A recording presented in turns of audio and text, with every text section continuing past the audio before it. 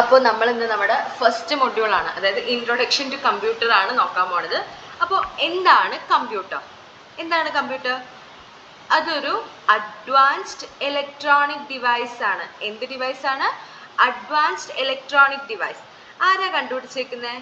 Charles Babbage, 19th സെഞ്ച്വറിയിൽ, 19ാം നൂറ്റാണ്ടിൽ Charles Babbage കണ്ടുപിടിച്ചതാണ് എന്ത്? Computer. അതെന്താണ്? ഒരു അഡ്വാൻസ്ഡ് ഇലക്ട്രോണിക് ഡിവൈസ് ആണ്.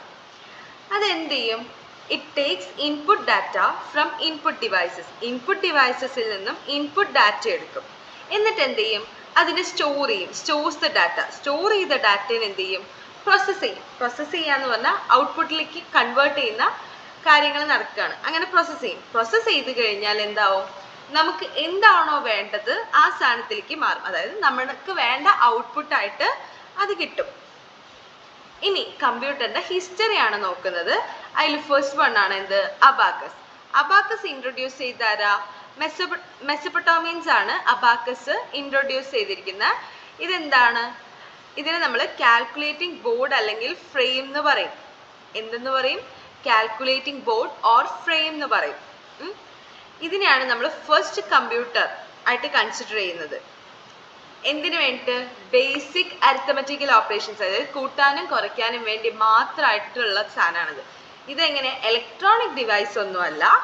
എങ്ങനെ? കുഞ്ഞു ക്ലാസ്സിൽ നമ്മൾ സ്ലേറ്റിൽ സൈഡിൽ മുത്തുകൾ ഉണ്ടാവില്ലേ? അത് തന്നെയാണ് സംഭവം. രണ്ട് പാർട്ടായിട്ടായിരിക്കും ഇതിനുണ്ടാവുക. മേലത്തെ ഭാഗത്തിന്റെ 2 മുത്തുക്കളും താഴത്തെ ഭാഗത്ത് 5 മുത്തുക്കളും ആയിരിക്കും ഉണ്ടാവുക. മേലത്തെ ഭാഗത്തിന് അപ്പർ ഡെക്ക് എന്നും താഴത്തെ ഭാഗത്തിന് ലോവർ ഡെക്ക് എന്നും പറയും. അപ്പൊ മൊത്തം ഒരു സ്റ്റിക്കില് 7 മുത്തുക്കളായിരിക്കും ഉണ്ടാവുക. ദെൻ അടുത്തത് എന്താണ്? Napier bones. ഇത് ജോൺ നേപ്പിയർ ആണ് കണ്ടുപിടിച്ചേക്കുന്നത്. ദെൻ പാസ്കലിൻ കണ്ടുപിടിച്ചത് ആരാ? Blaze Pascal.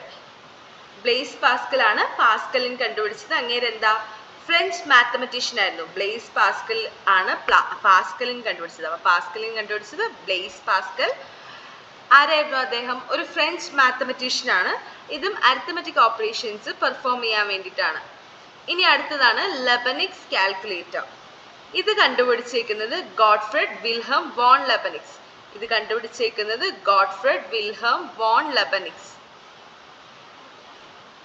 ലെബനിക്സ് കാൽക്കുലേറ്റർ കണ്ടുപിടിച്ചത് ഗോട്ട്ഫ്രെഡ് വിൽഹം വോൺ ലെബനിക്സ്.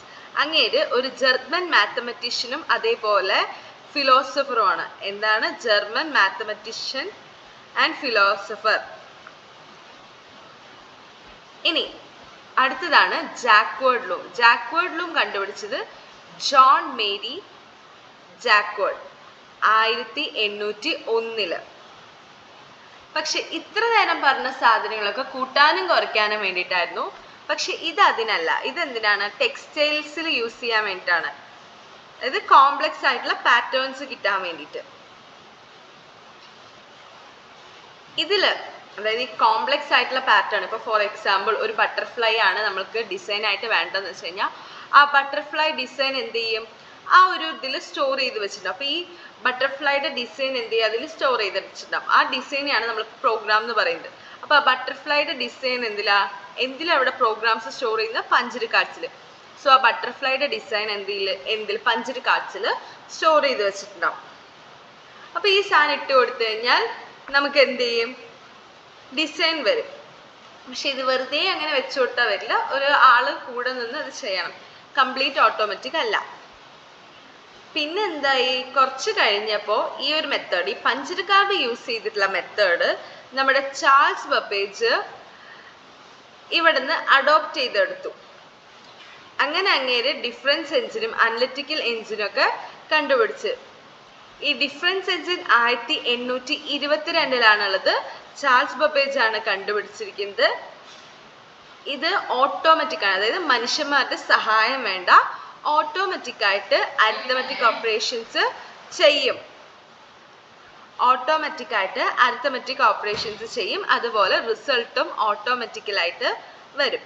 ദെൻ അടുത്തതാണ് അനലിറ്റിക്കൽ എഞ്ചിൻ. അനലിറ്റിക്കൽ എഞ്ചിൻ 1833 വന്നേക്കുന്നത്. ഇതും ചാൾസ് ബബേജ് തന്നെയാണ് കണ്ടുപിടിച്ചേക്കുന്നത്. ഇതിലെങ്ങനെയാ? പ്രോഗ്രാംസ് പഞ്ച്ഡ് കാർഡ്സിലാണ് സ്റ്റോർ ചെയ്തിരിക്കുന്നത്. ഈ പ്രോഗ്രാംസ്, അതായത് പഞ്ച്ഡ് കാർഡ്സിലെ പ്രോഗ്രാം ഉണ്ടെന്ന് പറഞ്ഞില്ലേ, ഈ പഞ്ച്ഡ് കാർഡ്സിലുള്ള ഈ പ്രോഗ്രാംസ് എഴുതിയേക്കുന്നത് ചാൾസ് ബബേജ് അല്ല, അഗസ്റ്റ അഡാക്കിങ്. അദ്ദേഹത്തിന്റെ ചാൾസ് ബബേജിന്റെ അസിസ്റ്റന്റ് ആണ് ഈ അഗസ്റ്റ അഡാക്കിങ്. അങ്ങേരാണ് ഈ ഒരു പഞ്ച്ഡ് കാർഡ്സിലുള്ള പ്രോഗ്രാംസ് എഴുതിയേക്കുന്നത്. സോ അഗസ്റ്റ അഡാക്കിങ് ആണ് ഫസ്റ്റ് പ്രോഗ്രാമർ. വേൾഡിലത്തെ, ലോകത്തിലെ ആദ്യത്തെ പ്രോഗ്രാമറാണ് അഗസ്റ്റ അഡാക്കിങ്. ഓക്കെ. ദെൻ അടുത്തതാണ് ഹോളറിറ്റ്സ് മെഷീൻ. ഹോളറിറ്റ്സ് മെഷീൻ കണ്ടുപിടിച്ചേക്കുന്നത് ഹെർമൻ ഹോളറിറ്റ് ആണ് 1887. അങ്ങേരൊരു അമേരിക്കക്കാരനാണ്. ഈ ഹോളറിറ്റ് മെഷീൻ എന്ന് പറയുന്നത് എന്താ? First electro mechanical punched cards ഇവിടെയാണ് യൂസ് ചെയ്യുന്നത്. ആദ്യത്തെ electro mechanical punched cards Hollerith's മെഷീനിലാണ് യൂസ് ചെയ്യുന്നത്. ഇതിൽ ഈ പഞ്ച്ഡ് കാർഡ്, നേരത്തെ പറഞ്ഞ പ്രോഗ്രാം ആണ് അല്ലെങ്കിൽ ഡിസൈൻസ് ആണ് ഉള്ളത്. ഇതിൽ പറഞ്ഞു കഴിഞ്ഞാൽ ഒരു പർട്ടിക്കുലർ പാറ്റേൺസിൽ ഹോൾസ് ആണ് ഉണ്ടാവുക, അതായത് കുഞ്ഞു കുഞ്ഞു ഓട്ടകളായിരിക്കും ഉണ്ടാവുക. സോ ആ ഒരു ഓട്ടയിൽ ആ ഒരു പാറ്റേൺസിന് പർട്ടിക്കുലർ മീനിങ് ഉണ്ടാവും. ദെൻ അടുത്തതാണ് മാർക്ക് 1. അത് 1944 കണ്ടുപിടിച്ചിരിക്കുന്നത് ഹൊവാർഡ് ഐക്കൺ ആണ്. മാർക്ക് 1 കണ്ടുപിടിച്ചിരിക്കുന്നത് ഹൊവാർഡ് ഐക്കൺ. ഇതെന്തിനാണ്? ഇതും ഓട്ടോമാറ്റിക് ഇലക്ട്രോ മെക്കാനിക്കൽ കമ്പ്യൂട്ടർ ആണ്. Automatic electro mechanical computer. ഇതില് ഇത്ര നേരം പറഞ്ഞതിൽ അഡിഷൻ സബ്ട്രാക്ഷനെ പറ്റുള്ളൂ. ഇതിൽ അഡിഷൻ, സബ്ട്രാക്ഷൻ, മൾട്ടിപ്ലിക്കേഷൻ, ഡിവിഷൻ, ഈ 4 കാര്യങ്ങളും പറ്റും. ഓക്കെ. ഇനി അടുത്തത് നമ്മൾ നോക്കാൻ പോകുന്നത് ജനറേഷൻ ഓഫ് കമ്പ്യൂട്ടേഴ്സ്. മൊത്തം 5 ജനറേഷൻ ആണ് ഉള്ളത്. 5 ജനറേഷൻസ് ആണ് ഉള്ളത്. ഫസ്റ്റ് ജനറേഷൻ എന്ന് പറയുമ്പോൾ 1940 തൊട്ടിട്ട് 1956 വരെയാണ് ഉള്ളത്. ഇവിടെ യൂസ് ചെയ്യുന്ന ടെക്നോളജി എന്ന് പറയുന്നത് വാക്യൂം ട്യൂബ്സ് ആണ്. ഇനി ഇൻപുട്ട് കൊടുക്കുന്നത് പഞ്ച്ഡ് കാർഡ്സിന്റെ രൂപത്തിലും ഔട്ട്പുട്ട് പ്രിന്റ് ഔട്ട്സിന്റെ രൂപത്തിലായിരിക്കും എടുക്കാം. ഇവിടെ യൂസ് ചെയ്യുന്ന കൺസെപ്റ്റ് ബൈനറി കോഡഡ് കൺസെപ്റ്റ്, അതായത് മെഷീൻ ലാംഗ്വേജ് ആണ് യൂസ് ചെയ്യുന്നത്. ബൈനറി കോഡ് എന്ന് പറയുമ്പോൾ 0യും 1 മാത്രമേ ഉണ്ടാവുള്ളൂ. അതായത് മെഷീന്, കമ്പ്യൂട്ടറിന് മനസ്സിലാവുന്ന ലാംഗ്വേജ് ഏതാ? Machine language. അതാണ് ബൈനറി ലാംഗ്വേജ്. ഈ ഫസ്റ്റ് ജനറേഷൻ കമ്പ്യൂട്ടേഴ്സിന് എക്സാമ്പിൾ ആണ് ENIAC-ഉം EDVAC-ഉം. അതിന്റെ ഫുൾ ഫോം ഇവിടെ കൊടുത്തിട്ടുണ്ട്. ENIAC എന്ന് പറയുന്നത് electronic numerical integrator and calculator. അതേപോലെ EDVAC എന്ന് പറയുന്നത് electronic discrete variable automatic computer. Then അടുത്തതാണ് സെക്കൻഡ് ജനറേഷൻ കമ്പ്യൂട്ടേഴ്സ്. 1956 മുതൽ 1963 വരെയാണ് സെക്കൻഡ് ജനറേഷൻ കമ്പ്യൂട്ടേഴ്സ് ഉള്ളത്. ഇവിടെ യൂസ് ചെയ്യുന്ന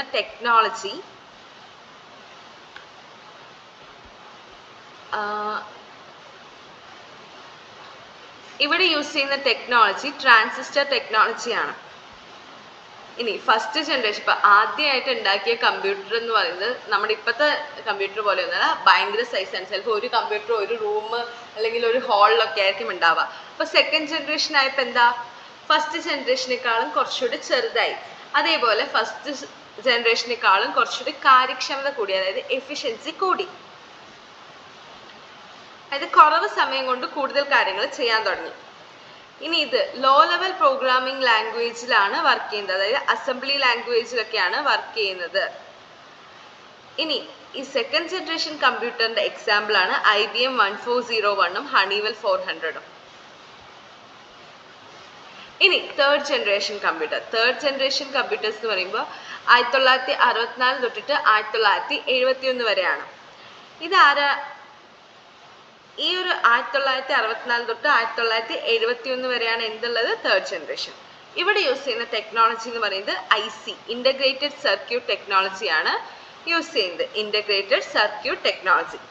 ഇവിടെ നേരത്തേല് പറഞ്ഞു, ഫസ്റ്റത്തേല് മെഷീൻ ലാംഗ്വേജ് ആണ്, സെക്കൻഡത്തേല് ലോ ലെവൽ പ്രോഗ്രാമിംഗ് ലാംഗ്വേജ്, അതായത് അസംബ്ലി ലാംഗ്വേജ് ആണ്, തേർഡത്തേല് എന്താണ്, ഹൈ ലെവൽ പ്രോഗ്രാമിംഗ് ലാംഗ്വേജ് ആണ്, അതായത് നമ്മുടെ C++ അങ്ങനെയുള്ള സാധനങ്ങൾ.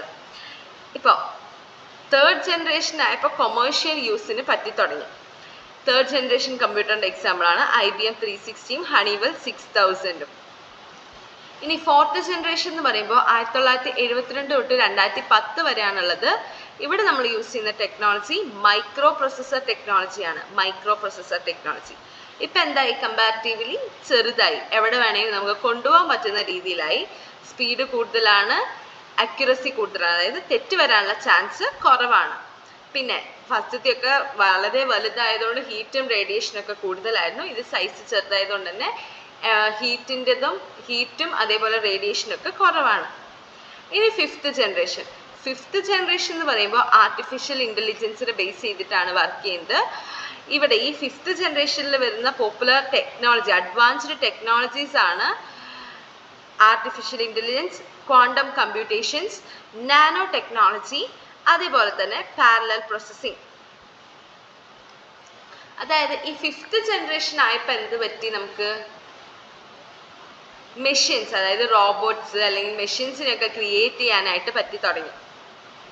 ഫിഫ്ത്ത് ജനറേഷനിൽ നമ്മൾ മെയിനായിട്ട് എന്താ ചെയ്യുന്നത്, മെഷീൻസിനെ ക്രിയേറ്റ് ചെയ്യുക, അതുപോലെ റോബോട്ട്സ് അങ്ങനെയുള്ള സാധനങ്ങളെയൊക്കെ ക്രിയേറ്റ് ചെയ്യാൻ തുടങ്ങി. അതുപോലെ ഇപ്പം ഓരോന്നിനും ഓരോ ലാംഗ്വേജ് ആണ്, അതായത് മെഷീൻ ലാംഗ്വേജ് വേണം, high level language, programming codes ആയിരുന്നു വേണ്ടത്. ഇപ്പോൾ നിലവിൽ എന്താ, നമ്മുടെ നാച്ചുറൽ, ഇപ്പം ഇംഗ്ലീഷ് ആയിക്കോട്ടെ മലയാളം ആയിക്കോട്ടെ, അതിന് റെസ്പോൺസ് കിട്ടി തുടങ്ങി. ഇനി ബേസിക് കമ്പ്യൂട്ടർ ആർക്കിടെക്ചർ, ഇവിടെ നമ്മൾ നോക്കുന്നത് വോൺ ന്യൂമാൻ ആർക്കിടെക്ചർ ആണ്. അപ്പോൾ ബേസിക് ആയിട്ടുള്ള ഒരു കമ്പ്യൂട്ടർ ആർക്കിടെക്ചർ എന്ന് പറയുന്നത് input devices, output devices, CPU. Input യൂണിറ്റിലാണ് ഇൻപുട്ട് ഡിവൈസസ്, ഔട്ട്പുട്ട് യൂണിറ്റിൽ ഔട്ട്പുട്ട് ഡിവൈസസ്. CPUൻ്റെ ഉള്ളിൽ വരുന്നതാണ് എന്ത്, control unit, arithmetic or logic unit, memory unit. Control unit എന്ന് പറയുമ്പോൾ നമ്മൾ കൊടുക്കുന്ന പ്രോസസ്സും കാര്യങ്ങളൊക്കെ, നമ്മൾ കൊടുക്കുന്ന ഒരു ഇൻപുട്ട് അത് കറക്റ്റായിട്ട് പ്രോസസ്സ് ആവുന്നുണ്ടോ, ഓർഡറിലാണോ പോകുന്നത് എന്നൊക്കെ നോക്കുന്ന എല്ലാ കാര്യങ്ങളും കൺട്രോൾ ചെയ്യുന്നതാണ് control unit. Arithmetic or logic unit എന്ന് പറയുമ്പോൾ നമ്മുടെ കാൽക്കുലേഷൻസും കാര്യങ്ങളൊക്കെ ശരിയാണോ, അതായത് റിസൾട്ട് കറക്റ്റായിട്ട് കിട്ടുന്നുണ്ടോ നോക്കാൻ വേണ്ടിയിട്ടാണ്. മെമ്മറി യൂണിറ്റ് ഇതൊക്കെ സ്റ്റോർ ചെയ്യുന്നുണ്ടോ എന്നുള്ളത് സ്റ്റോർ ചെയ്യാൻ വേണ്ടിയിട്ടാണ് മെമ്മറി യൂണിറ്റ്. ഇപ്പം ഇൻപുട്ട് ഡിവൈസസിൽ നമ്മൾ ഇൻപുട്ട് കൊടുക്കുന്നു, അത് CPU പോയിട്ട് എന്താവും, പ്രോസസ്സ് ചെയ്ത് ഔട്ട്പുട്ട് യൂണിറ്റിലോട്ട് നമ്മുടെ ഔട്ട്പുട്ട് നമുക്ക് കാണിക്കും. ഇനി കമ്പ്യൂട്ടറിൻ്റെ ക്യാരക്ടറിസ്റ്റിക്സ് ആണ്. First one speed. നമുക്കറിയാം കമ്പ്യൂട്ടറിൻ്റെ സ്പീഡ് കൊടുക്കും. നമ്മളൊരു കാര്യം ചെയ്യുന്നത് ഒരു അരമണിക്കൂർ എടുത്ത് ചെയ്താൽ കമ്പ്യൂട്ടർ അതെന്താ ഒരു അര സെക്കൻഡിനുള്ളിൽ ചിലപ്പോൾ ചെയ്തു എന്ന് വരും. അതുപോലെ ഡിലിജൻസ് എന്ന് പറയുമ്പോൾ ഡിലിജൻസ് എന്താ, കമ്പ്യൂട്ടറിന് ഒന്നിൽ കൂടുതൽ കാര്യങ്ങൾ ഒരു സെക്കൻഡിൽ തന്നെ ഒന്നിൽ കൂടുതൽ കാര്യങ്ങൾ ചെയ്യാനായിട്ട്, അതായത് കണ്ടിന്യൂസ് ആയിട്ട് ഒരു തെറ്റും കൂടാതെ ചെയ്യാനുള്ള കഴിവുണ്ട്. അതാണ് ഡിലിജൻസ് പറയുന്നത്. കമ്പ്യൂട്ടറിന് എന്ത് കഴിവുണ്ട്, ഒന്നിൽ കൂടുതൽ ടാസ്കുകൾ കണ്ടിന്യൂസ് ആയിട്ട് ഒരേ സമയത്ത് ചെയ്യാനായിട്ടുള്ള കഴിവുണ്ട്. അതിനെയാണ് നമ്മൾ ഡിലിജൻസ് പറയുന്നത്. പിന്നെ റിലയബിലിറ്റി എന്ന് പറയുമ്പോൾ ചോദിക്കുന്ന കാര്യത്തിനുള്ള മറുപടിയെ കിട്ടുള്ളൂ. അതായത് കമ്പ്യൂട്ടറിന് നമ്മൾ എന്താണോ ഇൻപുട്ട് കൊടുക്കുന്നത് അതിനനുസരിച്ചിട്ടായിരിക്കും ഔട്ട്പുട്ട് വരിക. അതായത് ഇൻപുട്ടിനെ കംപ്ലീറ്റ് ആയിട്ട് ഔട്ട്പുട്ട് ഡിപ്പെൻഡ് ചെയ്തിരിക്കും. ഇനി ഓട്ടോമേഷൻ. നമുക്കറിയാം കമ്പ്യൂട്ടർ എന്താ ഓട്ടോമാറ്റിക് ആയിട്ട് ഇൻസ്ട്രക്ഷൻസ് കൊടുത്തു കഴിഞ്ഞാൽ ഓട്ടോമാറ്റിക് ആയിട്ട് എല്ലാ കാര്യങ്ങളും ചെയ്യും, റിസൾട്ട് വരുന്നവരെ. പിന്നെ വേഴ്സറ്റാലിറ്റി എന്ന് പറയുമ്പോൾ കമ്പ്യൂട്ടറിൻ്റെ കപ്പാസിറ്റി ആണ് എന്താണ് ഒന്നിൽ കൂടുതൽ കാര്യങ്ങൾ ഒരേ സമയത്ത് ചെയ്യാൻ പറ്റും. അതിനെയാണ് നമ്മൾ വേഴ്സറ്റാലിറ്റി എന്ന് പറയുന്നത്. Then memory. കമ്പ്യൂട്ടറിന് എന്താ മില്യൺസ് ഓഫ് റെക്കോർഡ്സ് സ്റ്റോർ ചെയ്ത് വെക്കാനുള്ള കപ്പാസിറ്റി ഉണ്ട്. കമ്പ്യൂട്ടറിൻ്റെ memory KB, MB, GB, TB ഇതിലൊക്കെ ആയിരിക്കും മെഷർ ചെയ്യുന്നുണ്ടാവുക. കമ്പ്യൂട്ടറിൽ എന്താ ബിൽറ്റ് ഇൻ മെമ്മറി ഉണ്ടാവും. അതിന് ബിൽറ്റ് ഇൻ മെമ്മറി ഉണ്ട്. അതിന് നമ്മൾ പ്രൈമറി മെമ്മറി എന്ന് പറയും. കമ്പ്യൂട്ടറിൽ ഓൾറെഡി ഉള്ള പെർമനന്റ് മെമ്മറിനെയാണ് നമ്മൾ ബിൽറ്റ് ഇൻ മെമ്മറി പറയുക. അതാണ് നമ്മുടെ primary memory.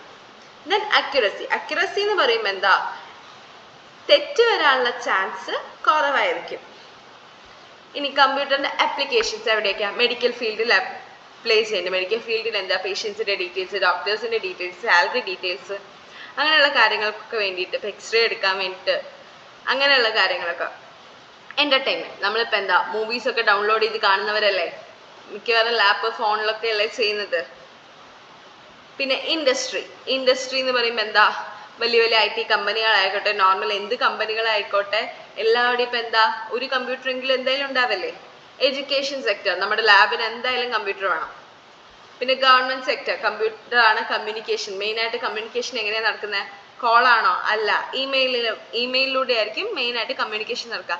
Banking sector, bank ട്രാൻസാക്ഷൻ്റെ details ഒക്കെ എവിടെ ഉണ്ടാവുക? കമ്പ്യൂട്ടറിലായിരിക്കും അവർ സ്റ്റോർ ചെയ്ത് വെച്ചിട്ടുണ്ടാവുക. ബിസിനസ്, ഇപ്പോൾ ഓൾമോസ്റ്റ് ഏതൊരു ഫീൽഡ് എടുത്താലും അവിടെ എന്തായാലും കമ്പ്യൂട്ടറിൻ്റെ യൂസ് ഉണ്ട്. ഇനി കമ്പ്യൂട്ടറിൻ്റെ കമ്പോണൻസ് ആണ്. മെയിനായിട്ട് അഞ്ച് കമ്പോണൻസ് ആണുള്ളത്. Input devices, CPU, output devices, primary memory, secondary memory. Input devices എന്ന് പറയുമ്പോൾ എന്താ? നമ്മൾ ഇൻപുട്ട് കൊടുക്കുക, അതായത് നമ്മൾ കമ്പ്യൂട്ടറിലേക്ക് കൊടുക്കാൻ യൂസ് ചെയ്യുന്ന സാധനങ്ങളാണ് ഇൻപുട്ട് ഡിവൈസസ്. അതായത് കീബോർഡ്, മൗസ്, അങ്ങനെയുള്ള സാധനങ്ങൾ. CPU എന്ന് പറഞ്ഞാൽ എന്താണെന്ന് നിങ്ങൾക്ക് അറിയാം, സെൻട്രൽ പ്രോസസ്സിംഗ് യൂണിറ്റ്. പ്രോസസ്സിങ്ങും കാര്യങ്ങളൊക്കെ നടക്കുന്നത് CPU-ലാണ്. പിന്നെ വരുന്നതാണ് ഔട്ട്പുട്ട് ഡിവൈസസ്. നമ്മൾക്ക് ഫൈനൽ റിസൾട്ട് നമുക്ക് കാണിച്ചു തരുന്ന എന്താ? നമ്മുടെ സ്ക്രീൻ അല്ലെങ്കിൽ പ്രിന്റർ യൂസ് ചെയ്തിട്ടൊക്കെ ആയിരിക്കും നമുക്ക് കാണുന്നുണ്ടാവുക. Then primary memory. Primary memory എന്ന് പറയുമ്പോൾ കമ്പ്യൂട്ടറിൽ ഓൾറെഡി ഉള്ള മെമ്മറിയാണ് പ്രൈമറി മെമ്മറി.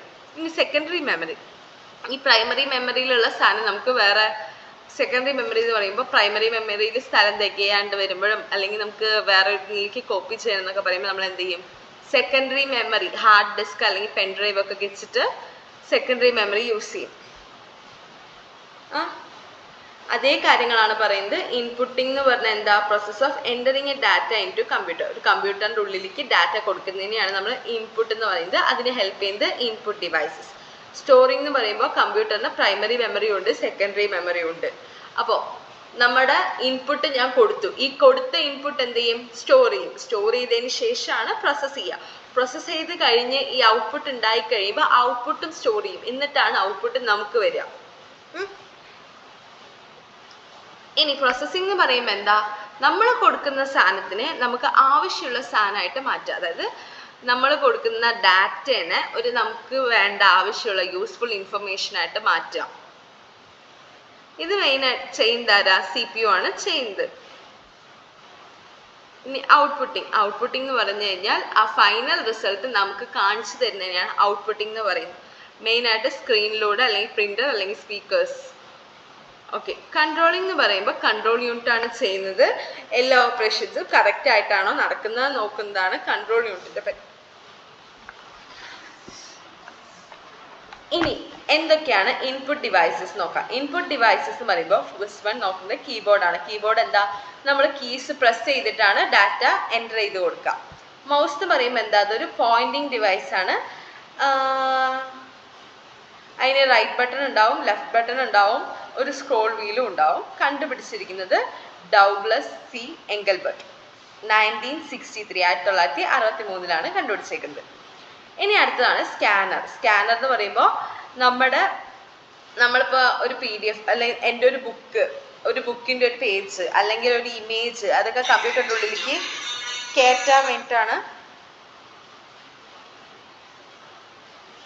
അപ്പോൾ പറയും